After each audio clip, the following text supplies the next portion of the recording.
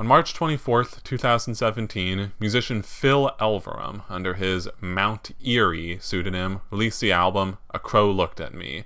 Inspired by the recent passing of his wife, fellow musician Genevieve castree, the album was highly regarded by many. The Atlantic and the New York Times ranked it at 3rd and 6th, respectively, on their Album of the Year list, and it received a 9 out of 10 from Pitchfork. Myself, I didn't listen to it when it came out due to my being only 14, and when I finally did learn of Mount Eerie's existence, I put it off for a while, simply because I was scared. Recently, I finally listened to it, and now I want to talk about it. Before I go into the album, I want to go over the man who made it. Phil Elverum was born in 1978 in Washington State. After dropping out of college, he threw all of his energy into making music. He formed the band The Microphones, although it quickly turned into a one-man project akin to, say, Nine Inch Nails. Their sound was a mixture of indie rock, folk, and noise. I would describe it sort of as Neutral Milk Hotel meets My Bloody Valentine. Their 2001 third album, The Glow Part 2, remains a landmark album in the indie scene and is widely regarded as their masterpiece. I strongly suggest you check it out. In 2003, Phil stopped recording under the Microphones name and began the Mount Eerie project.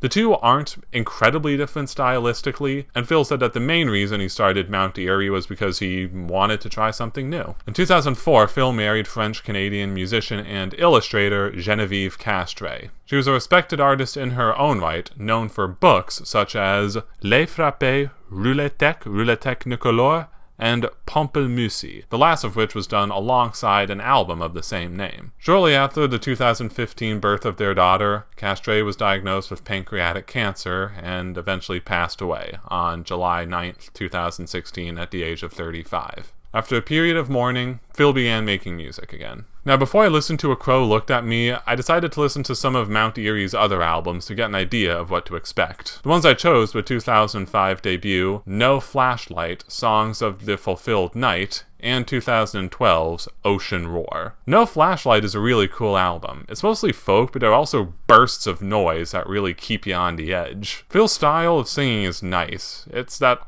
almost conversational vocal style that I've noticed in a lot of folk singers. Ocean Roar has a far greater influence from ambient music, and the tracks feel less like songs and more like soundscapes. Phil has said that black metal is an influence on him, and I can definitely hear it here. These two albums resemble two halves of a musical coin for Mount Eerie. One last thing before I talk about the music, I want to discuss the album cover pretty briefly. The card has the poem Night Palace by Joanne Kiger on it. The best thing about the past is that it's over. When you die, you wake up from the dream that's your life. Then you grow up and get to be post-human in a past that keeps happening ahead of you. I'm not going to do a deep thematic analysis of the poem. I just think it's a really cool poem, and I'm happy it's on the cover. Especially like the phrase post-human. I don't really understand what it means, but I like how it sounds. In the background of the photo, if you look closely enough, you can see the cover of Tintin in Tibet. Now, I grew up reading a lot of Tintin, so seeing this was really nice.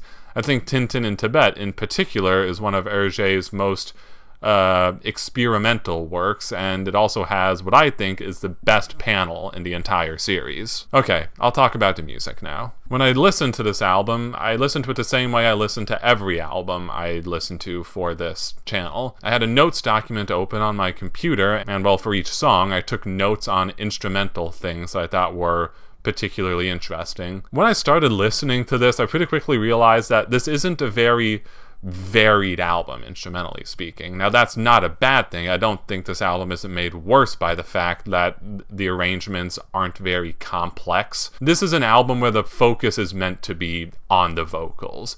You know, Phil has just suffered an incredible loss and wants you to focus on the lyrics describing it. If the album was more grand and sweeping in terms of the way it's composed, that would probably just distract from its intention. I'll still point out the instrumental bits I find interesting, but forgive me if my descriptions aren't incredibly in-depth. The album opener, Real Death, wastes no time letting you know what this album is going to be about with its opening lyrics.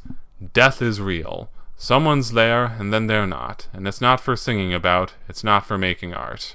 Now, reading these lyrics without listening to the song, you might think it's a bit odd that he says death isn't for singing about while singing about it. The thing is, I wouldn't really call what he does here singing. It's not spoken word, there's melody to it, but I said earlier that Phil has a very conversational singing style, and here it feels more like he's just like telling you what he's going through with a slight melody to it, like there's no consistent meter to the songs. The structure itself is very bare bones. There's nice guitar and handheld percussion. The second to last lyric of the song, "I don't want to learn anything from this," is one I found really resonant. When you go through a difficult experience, it's tempting to try and come out of it on top, try and think of a lesson you can learn from it. But oftentimes, there really isn't anything to learn from it, and all you can do is just focus on surviving. Seaweed is the next song up. This song was about Phil and Genevieve visiting Canada's Haida Gwaii Peninsula off the coast of British Columbia, a place that they once considered moving to. After she passed, Phil visited the islands again to scatter her ashes, and it was on this trip, actually, that he decided to not retire from music in the wake of her passing. One instrumental aspect of the song I really liked is the bass guitar. It's not complex, it's only really like whole and half notes, but it adds a real nice touch, and I like it a lot. There's a piano in the song, and it plays pretty simple chords. Lyrically speaking, the final stanza is one that really stands out to me. "And I poured out your ashes on it, I guess so you can watch the sunset. But the truth is, I don't think of that dust as you. You are the sunset." If I may mention a tidbit from my own life, those lyrics remind me of when, after my grandfather passed, and his ashes were split up amongst his descendants, my family included, I remember holding up the bit of ashes we had and just thinking, so this is him. That was a really eerie thing to go through. I don't really know if that makes a lot of sense, but that's what the lyrics remind me of. The next song is Ravens. At 6 minutes and 40 seconds, it's the longest on the album, and it's also the only song to have a music video. The music video in question features multiple home movies of nature scenery, as well as some clips of Genevieve running on the beach. The song itself, like Seaweed, discusses Phil's visit to Haida Gwaii in the wake of Genevieve's death. Lyrics are very detailed in describing the trip. The specific date is mentioned, and he talks about there still being sand in their blankets from going to the beach, and waking up damp from sleeping in the forest. It helps you paint a picture in your head of what the trip was like. The guitar on this song sounds finger-picked, and it's really pretty. Phil's singing is also another nice touch. I like his voice, but on here it sounds especially beautiful. It's really cool to hear. Wildfires, the next song, is one partially inspired by the 2016 Washington State wildfires. The lyrics are about Phil clearing out the house while the sound of helicopters and smell of smoke occupies his senses, and he thinks about rejecting nature. He said in an interview about this song, "I always have tried, well, not always, but maybe in the last decade, to not create too romantic or unrealistic a picture of my idea of where I live. It has been an ongoing effort to just be real and create a full, accurate picture of what life is. And I do live in a beautiful place, but also, as part of the real world. And cars drive around, and military jets circle overhead, and there's a refinery. But anyway, when I say I reject nature, I'm not talking about that exactly. I'm more talking about rejecting, like, when I step outside of myself and look at the fact that Genevieve died, I can acknowledge that that is nature doing what it does. Death is natural, and it happens early for some people. I acknowledge that. Then the next sentence, reject it, because it just sucks. It hurts. I can at the same time acknowledge it as true and then have my protest against it. Instrumentally, there's simple handheld percussion, and it sort of reminds me of the coconut sound effects they would use to simulate horse galloping on old radio plays. Swims is up next. It's a very simple song centered around guitar, piano, and handheld percussion. The song mentions the fact that only 2 months after Genevieve passed, her and Phil's counselor died as well.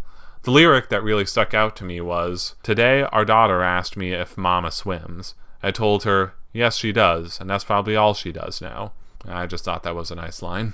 My Chasm is a song with an interesting instrumental touch. It has handheld percussion that's probably some form of shaker, like a maraca, but when I first heard it, I thought it sounded like cicadas buzzing. And yeah, it was really cool to hear the first time. Lyrics are about Phil feeling like people try to avoid him following his wife's death due to him being too depressing. He doesn't know if he should keep telling people stories about the two of them. On one hand, he wants to reminisce about their memories together. On the other hand, there's a chance that doing so just makes everyone else feel awkward. The final line is chilling. Death is real. It's a callback to the first song, but it's sung in a higher register than the rest of the song, and it just chills your bones the first time you hear it. When I Take Out the Garbage at Night is a song about how even the simplest household tasks can remind you of the person you just lost. In Phil's case, when he takes out the garbage at night and turns back to face the house, he can see the window leading into the room where Genevieve passed. He mentions that he refuses to close the window just in case something needs to leave. This is a reference to something he actually did following Genevieve's passing. He left the windows continually open and let nature retake the room. The cicada percussion makes another appearance on this song, and I like it just as much. Emptiness Part 2 is a sequel to the song Emptiness on the prior Mount Eerie album Sauna. Not only that, but the song is directly referenced in the lyrics, with Phil writing, "Conceptual emptiness was cool to talk about back before I knew my way around these hospitals." It makes sense that experiencing something as devastating as he did would make him reconsider the way he had previously written about topics such as sadness. The instruments are nice. There's nothing on this album I would describe as cheerful, but the bass line on this song had me bobbing my head almost instantly, and it's really cool to listen to. Doing somewhat of a standalone melody, very well played. Toothbrush Trash Can is a song about remembering the people you've lost and how those memories can be altered.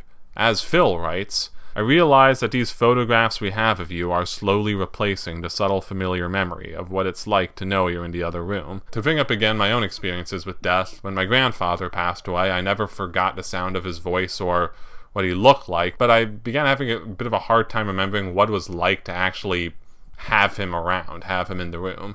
He was a very big guy, personality-wise. Like, his energy was noticeable to everyone around, and I really don't like that I'm mostly forgetting what that was like. Also, this song has a door close sound effect that almost made me jump out of my chair the first time I heard it. Soria Moria is a song with a cool backstory. Soria Moria is a castle in Norwegian folklore that's supposedly a place of perfect happiness. It can only be found if you travel by yourself, since every person is different and every person's journey is different. The lyrics mention a trip to Norway years prior, during which Phil received a letter from Genevieve inviting him to meet her, after which the two of them started their relationship. After this, he sings about his experience during Genevieve's chemotherapy and going back home from the hospital to his cold, empty bed. The title of the song is brought up toward the end, singing, "I have not stopped looking across the water from the few difficult spots where you can see that the distance from this haunted house where I live to Soria Moria is a real traversable space." Soria Moria represents solace and mental clarity following her death. This song is additionally notable for being the only one on the album to have cursing, as well as the only song on the album to have distorted guitar. It's been described as having a black metal influence, and even if the distortion isn't that prevalent, I think the chord progressions on the acoustic guitar remind me a bit of those used in black metal. The album closer, Crow, begins with Phil lamenting on the state of the world at the time he wrote the album, namely the then recent 2016 presidential election. He then discusses a hike he took with his daughter, during which it was all silent except for the sound of one crow following us as we wove through the cedar grove. I walked and you bobbed and dozed, sweet kid. We were watched and followed, and I thought of Genevieve. Sweet kid, I heard you murmur in your sleep. Crow, you said. Crow. And I asked, are you dreaming about a crow? And there she was. The album ends there. I wouldn't say I enjoyed listening to this album, and yet I'm very happy I listened to this album. You might be wondering how those two statements aren't contradictory. After all, what's the point of music and art as a whole other than to enjoy it? Well, art in its simplest form is meant to be a communication between the musician and the listener. When you listen to this album, the crushing weight of what Phil was going through is clearly communicated to you. While this isn't an enjoyable experience, it's a worthwhile one to go through. I don't want to say that this album made me fully understand what Phil was going through, since something like that you can't really fully understand unless you go through it yourself. That being said, this was one of the few albums I've listened to where it felt like the songwriter was sitting in the chair next to me. This album also forced me to think about my own experiences with death. I know this is the third time I've brought this up, but I'm gonna discuss my grandfather passing again. I was 16 when he died, at the peak of my teen angst, and that was also just in general a very difficult year for me, so when he passed, I sort of like suppressed what I was feeling because I was just kind of tired and I didn't really want to go through too much again. Listening to this album really made me reminisce on, that whole experience again, on what it was to really be like, this relative I love, yeah, he's dead. I'll never see or talk to him again. It also made me think of the memories I had of like being around him and talking to him, and those are good memories. So as sad of an album as this is, it did inadvertently end up making me smile. Imagine that. You should listen to this album. I know you probably have an idea of what it's like just from me talking about it, but you really have to listen to this album just to know what it's like. You should also go listen to some of Phil's other work, be it other Mount Eerie albums or the Microphones. Also, if you have access to a good bookstore or just a good book ordering site, maybe check out some of Genevieve's books too. Thank you very much for watching. I'll see you when I see you next.